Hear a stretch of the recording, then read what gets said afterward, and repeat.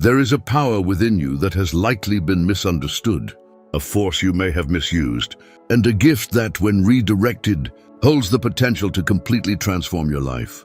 I'm talking about sexual energy, and more specifically, sexual transmutation, a principle introduced by one of the greatest minds in the history of personal development, Napoleon Hill. When Napoleon Hill wrote Think and Grow Rich, he wasn't merely creating a book about money. He was documenting the psychological blueprint of the most successful men in the world. 500 of them over 25 years, including industry titans, inventors, presidents, and artists. Among all the principles he taught, desire, faith, autosuggestion, specialized knowledge, there was one that made many readers stop in their tracks. The mystery of sexual transmutation. Hill called sex the most powerful of human desires, and he was right. No other force can drive a man to conquer, create, pursue, or even destroy like the energy of sexual desire. But here's what he discovered. Those who master this energy and redirect it, who transmute it, access a level of genius and ambition unreachable for the undisciplined man. So what is sexual transmutation? Let's simplify. To transmute means to transform the form or nature of something, in this case sexual energy. Hill described it as the process of channeling this energy away from physical expression and into the creation of wealth, art, innovation, genius, and legacy. He wrote, "Sexual desire is not merely physical, it is emotional, spiritual, and mental. When well directed, it can be transmuted into a powerful force capable of elevating someone to great heights of achievement." Hill never said to repress your sexuality. He didn't say to run from it. He said to redirect it, to channel it, to use it as fuel for your mission. Why is this so powerful? Because sexual energy is, at its core, creative energy. At its most primal level, it is literally the power to generate life. When that power is not used for physical reproduction, it doesn't disappear. It stays in your body, in your mind, in your nervous system. And if you do nothing with it, it ferments into frustration. But if you focus it, it turns into rocket fuel for extraordinary achievement. Modern science confirms this. Elevated testosterone levels, when not wasted, increase drive, positive aggression, focus, and willpower. You become more alert, more hungry for growth, more intense. But here's the key. This only works if you redirect that energy towards something greater than yourself. Otherwise, you remain stuck in lust and self-gratification. Hill's observations of great men in Think and Grow Rich reveal something profound.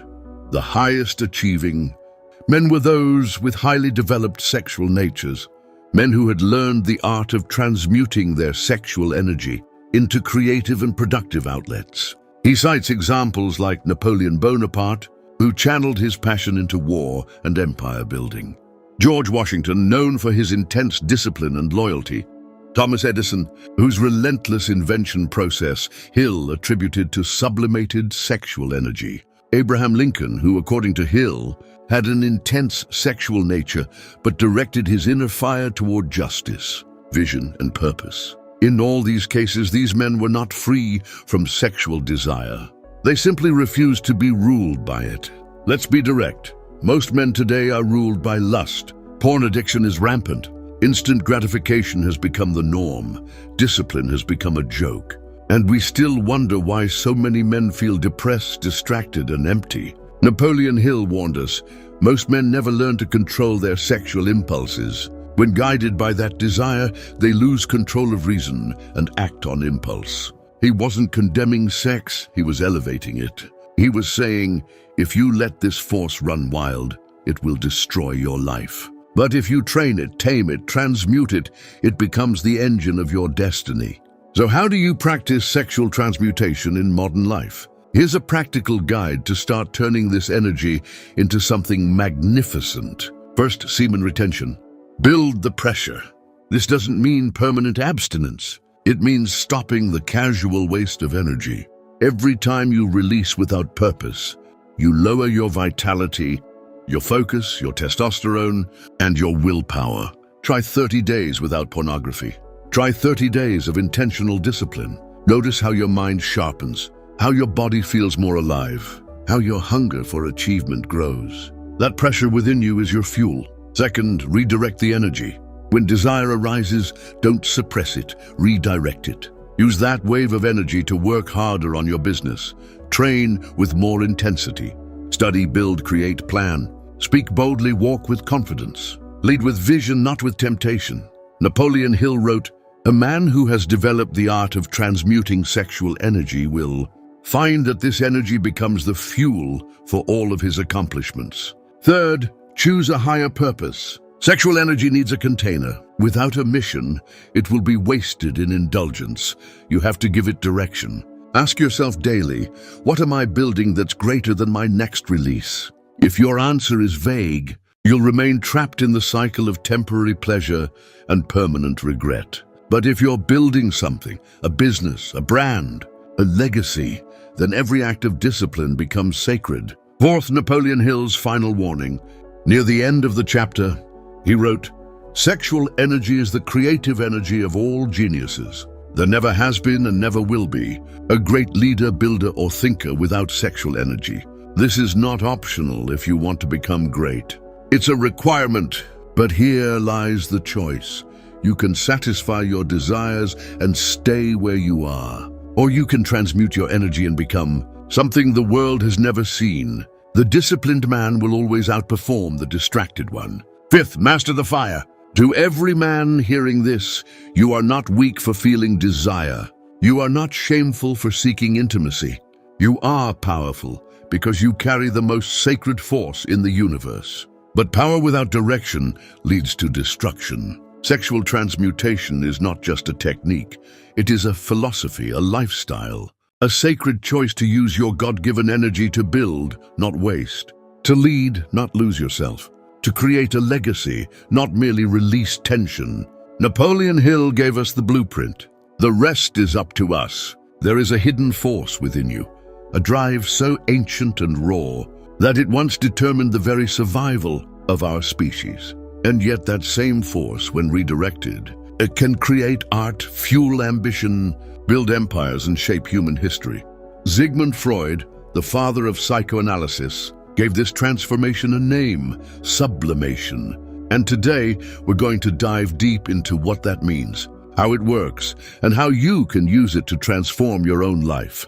Understanding sublimation, Freud's psychological alchemy. Let's begin at the core. In Freud's psychoanalytic theory, human behavior is driven by unconscious desires, primarily the sexual drive, the libido. But here's the key.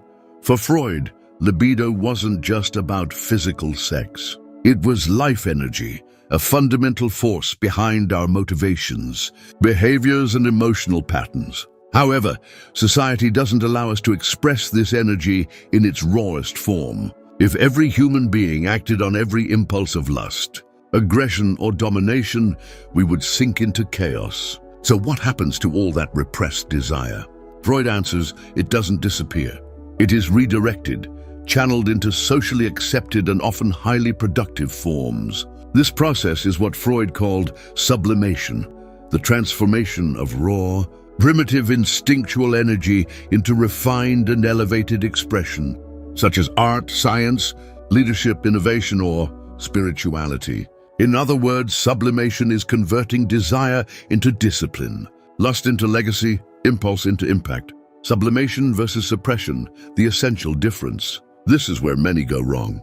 To sublimate is not to suppress. Suppression is pushing desire down, hiding it, pretending it doesn't exist. But like a shaken and sealed soda bottle, repressed energy builds pressure and eventually explodes in destructive ways through addictions, rage, or emotional breakdowns. Sublimation, on the other hand, is conscious redirection. It's about recognizing the desire, accepting its presence, and guiding it toward a higher purpose. Picture a man with aggressive impulses who becomes a soldier, a boxer, or a firefighter, or a woman with intense erotic energy who becomes a dancer, a fashion designer, or an actress. A young man obsessed with control might become a CEO or a systems engineer. A teenager consumed by sexual desire might start painting, writing poetry, composing music, or building a business, transforming what Freud called the sexual instinct into creative mastery. Sublimation isn't about moralizing or shame. It's about turning your inner chaos into a staircase to greatness.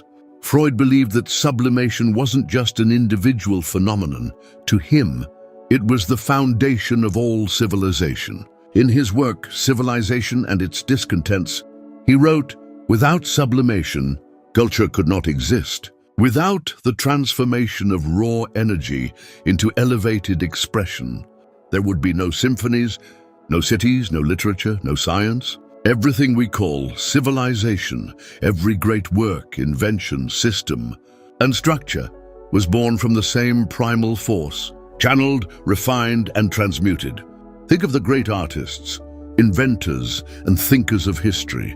Michelangelo, who spent 4 years painting the ceiling of the Sistine Chapel, pouring his intensity into sacred art.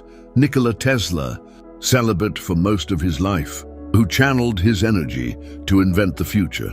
Ludwig van Beethoven, deaf and isolated, yet still composing symphonies of overwhelming emotional power.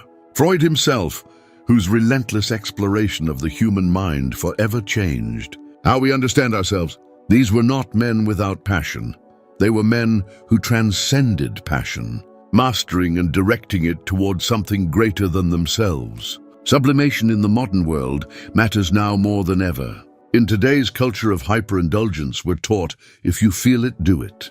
Follow your impulses. Do what gives pleasure. And yet, we've never seen so many anxious, depressed, and empty people. Why? Because a life driven by unchecked desire leads to emptiness. But a life of sublimated desire leads to meaning.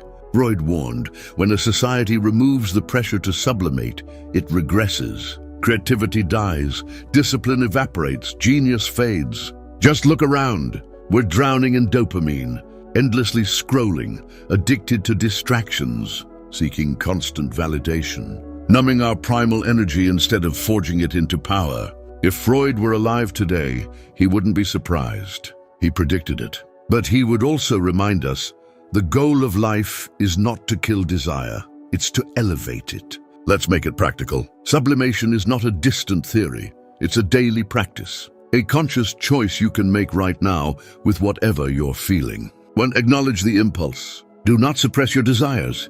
Observe them. Be conscious when you feel aggressive, needy, obsessed, or overwhelmed by lust. Do not act immediately. Just notice. Awareness is the first step.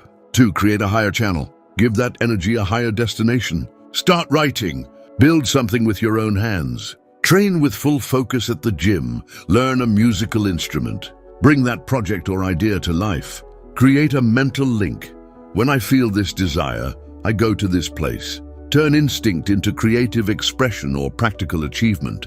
3. Delay gratification. Freud believed that sublimation was only possible if a person could delay reward. Train yourself to wait, to sit with the urge without giving in, to not scratch every emotional or physical itch. This strengthens your psychological muscle, and from that, depth is born. Create channeling rituals. Have a sacred morning routine that directs your energy upward. It could be a power hour with journaling, deep reading, silent reflection, studying a complex topic, or working on your project before even touching your phone.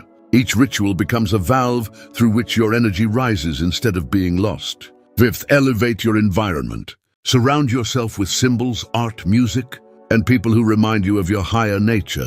Sublimation is harder in environments that normalize instant pleasure. But when you live in a culture of elevation, you rise with it. Environments build or destroy mental states. Choose yours wisely. The alchemy of the mind. To sublimate is to take something instinctual and turn it into something immortal. It is the essence of art, the secret of discipline, the foundation of leadership, the root of genius. Freud gave us many controversial ideas, but this one was a gift. It tells us that no matter how dark, raw, or chaotic your inner world may be, you can shape it, sculpt it, use it, like a blacksmith turning heat into steel. You can turn desire into destiny, weakness into will, longing into creation. That is the power of sublimation. Use it wisely.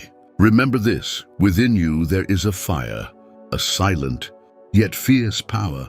an ancient force that has shaped human history and now lies dormant within you, waiting for direction. You can waste that fire on distractions, addictions, and instant gratification, or you can forge it into light, into creation, into purpose. You are not weak for feeling desire. You are human. You are not impure for seeking connection, intimacy, or pleasure. You are alive. But the modern world, with its screens, its noise, its constant stimulation and shortcuts, wants to make you a servant of impulse. It wants you to surrender, to react. But the seeker does not react. The seeker chooses. The seeker disciplines. Sexual transmutation and sublimation are paths to true power. Not the power to control others, but the power to master yourself. And that is the rarest and most respectable power anyone can attain.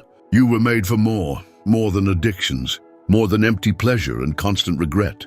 You were made to build, to leave a legacy, to turn your instinct into impact, your desire into destiny, your energy into eternity. Napoleon Hill left a map.